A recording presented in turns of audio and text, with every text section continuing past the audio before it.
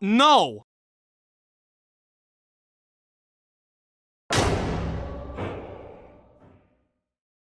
Henry, Portrait of a Serial Killer was directed by John McNaughton. Initially released in 1987 at the Chicago International Film Festival, it had some trouble finding a distributor because of its disturbing imagery and content. I guess for its time, maybe you can argue that, but as a contemporary viewer, this feels like a stroll in the park compared to some modern French extremity.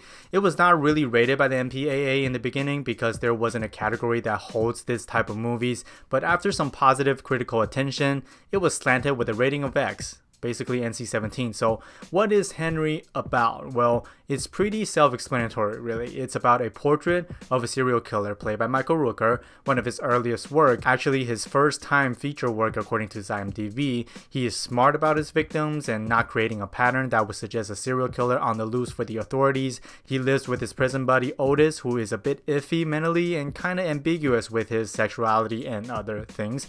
As Otis' sister Becky comes to town and starts sleeping in their apartment, we get a very intimate look at Henry's ghosts and his plans for the future. Henry represents a very artsy side of horror and psychological thriller. Even though many distributors consider it to be very disturbing and twisted, this film isn't interested in getting a reaction from the audience. This film isn't at all tempted to create drama that isn't on the paper. This film leaves a lot to imagination, and it has a way of instantly hooking you in the first few shots. You would imagine a movie about a serial killer would naturally include a lot of scenes where we see him brutally murdering and assaulting his victims, but no, Henry is very meticulous with what it shows and what it doesn't show. For the most part, you don't even see him doing anything criminal. We just see the aftermath. Alongside with some clever sound effects and mixing in the background, the film respects the audience enough to easily present 2 and 2 for us to make a 4. Because it's not so much as to what Henry did with his victims, it's more about what they represented for him personally. The film was shot beautifully. It was shot in 16mm, which it's absolutely stunning. It is presented in 4:3, and the way the filmmakers utilizes these tools to create an atmosphere is something you would see straight out of an art house film. It gripped me right off the gate in the first few shots. The shot design of this thing are reminiscent of someone shooting still photos. It feels a lot more intimate as it looks like someone's in the scene snapping pictures here and there and simply projecting it. Again, the aspect ratio was chosen to be 4:3. Having the film stand a little taller also kind of reinforces the idea that this is more of a portrait for a character instead of a spectacle. The dialogue, written as mundane as they sound, it does feel like a piece of music added to the film. The score is really good as well, by the way.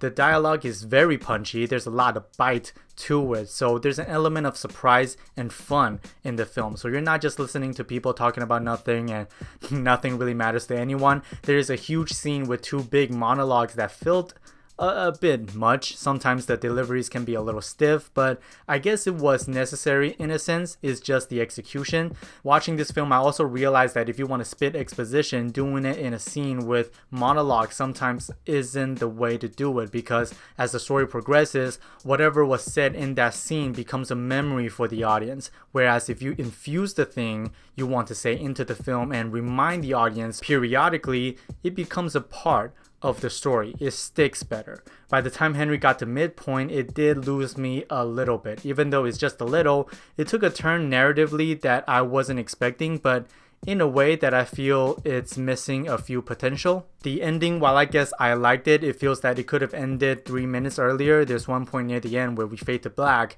and I thought that was a good point to end the thing, but there's an extra scene that comes after that completely diverges my expectations. The film that ended 3 minutes earlier and the 3 minutes later are completely different movies. I won't go any further than that, but I just want to put it out there. Henry, Portrait of a Serial Killer is very artsy, subtle, and has a very honest way of portraying a psychologically complex character. There are many sequences where we only see through the eyes of Henry's, but the film also provides enough objective view for the audience to believe the story. We see some horrible aftermath of Henry's victim, and the next scene we step out of that and we're having dinner and a casual conversation with the guy. I can argue and kind of want to point out that there seems to be not much of an arc there for the characters. I think they can explore it a little bit deeper than what's going on at the moment. It can feel a little hollow with some of the development or lack thereof. I'm thinking a strong 3.5 to a light 4 at the moment. I think the film would age in my head a little better further down the road, but for now, what do you think of this? This is one of those films where if you don't dig into yourself, you probably have never heard of it. So I would recommend it, and tell me what you think of it. This one is kind of different.